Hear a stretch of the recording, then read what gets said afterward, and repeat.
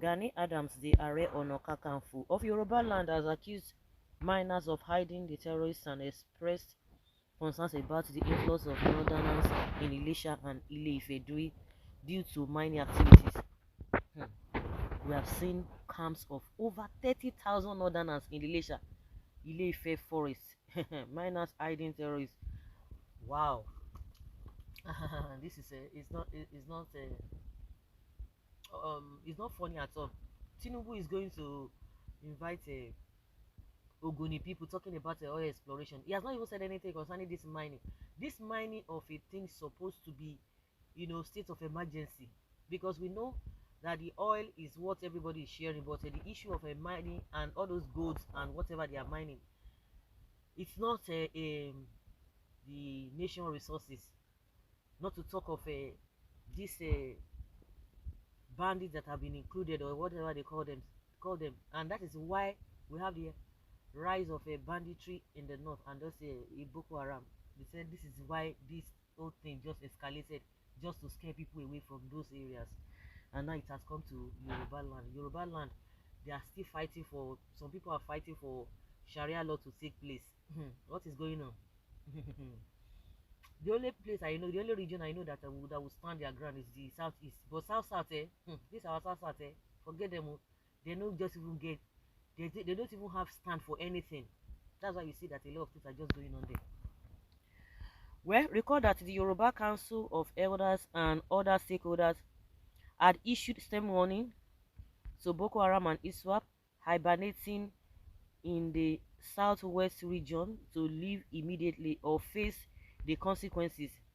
We are worried over the influx of Boko Haram fighters in the southwest.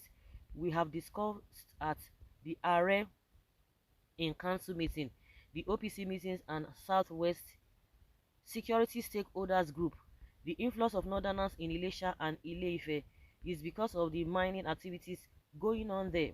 We have seen camps of over 30,000 northerners around Ilesha and Ile-Ife forest. They have created villages around there, but there are no Yoruba people living there. Wow. Unfortunately, most of the communities in Ilesha have been overrun by these mining activities. It is easy for the miners to hide Boko Haram and ISWAP members, Adams said, as quoted by Sunday Vanguard. Adams also lamented the lack of cooperation from the Southwest governors, stating, "I have written to the governors that I am ready to cooperate with them on the security of Yoruba land. All hands must be on deck on security matters. It is unfortunate that our political class play politics with the security of their state." When Buhari was there, a lot of people were thinking that they were just they didn't want to offend Buhari, because these people majorly are from the north, so they didn't want to do anything that will hurt Tinubu or Buhari as at that time. So what is now happening that Tinubu is there? You see them? It has always been the attitude of all these politicians, not only in Yoruba land. You understand? Do you remember when Umahi was the leader of a governors, or what do they call it, the governors forum, the southeast, chairman of a governors forum in southeast, when Buhari was there, when he was governor? That was the same thing, and that was what birthed this Eastern Security Network. These guys were just playing nonsense. Even everybody was talking about Southwest, Amotekun this, Amotekun. It was only Akeredolu, may so rest in perfect peace. It was only Akeredolu that stood his ground. Only God know where that my problem come from. Only God know where in problem come from. He stood against this whole thing, but the rest of them is not today. The rest of what is it called? The rest of governors in the southwest, they didn't do anything. They were not bothered. So it is not now that they have to cooperate, because they don't even have the interest of the people at heart. Okay. Adams emphasized the need for synergy between the governments and security stakeholders, saying, "We have the structure, the assets, and some of the best brains who can be helpful to the southwest. As far as I'm concerned, the ball is left in the court of the governors to do the needful." The Ogun State government, however, noted it has activated its security assets and recruited 1,000 Amotekun. Ogun, wey be say no dey put body before. Okay, Amotekun cops to tackle 1,000 of them to tackle the insecurity challenge. The state special advisor on media and strategy, Kayode Akimade, said the government has adopted a multi-pronged approach to address the rising insecurity. In Ekiti State, the government has put Amotekun operatives on high alert and has increased their salary by 250%. The special advisor on security to Ekiti State Governor General Ebenezer Ogundano said the government is committed to ensuring the safety and security of its citizens.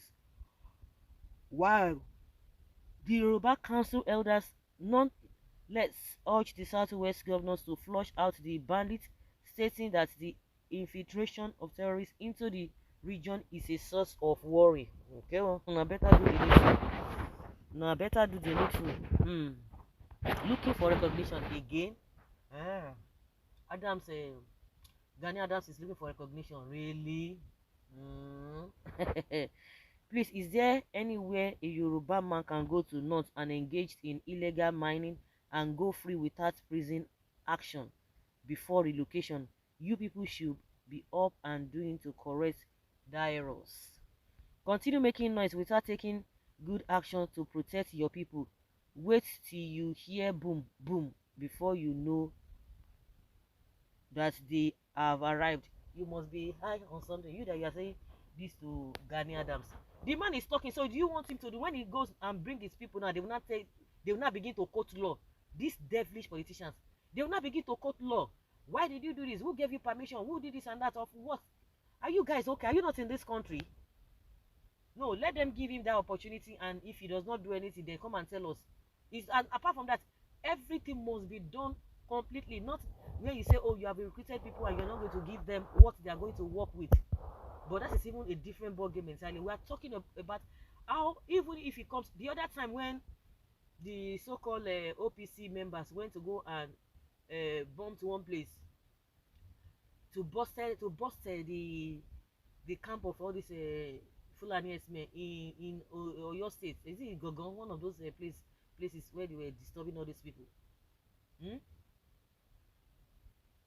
What happened? Immediately they arrested those OPC guys. If not for the intervention of some people, the man they arrested, they have released him. The so-called bandits or whatever, the Fulani men that is causing that wahala in that area. But these people that went there, they say who gave them permission?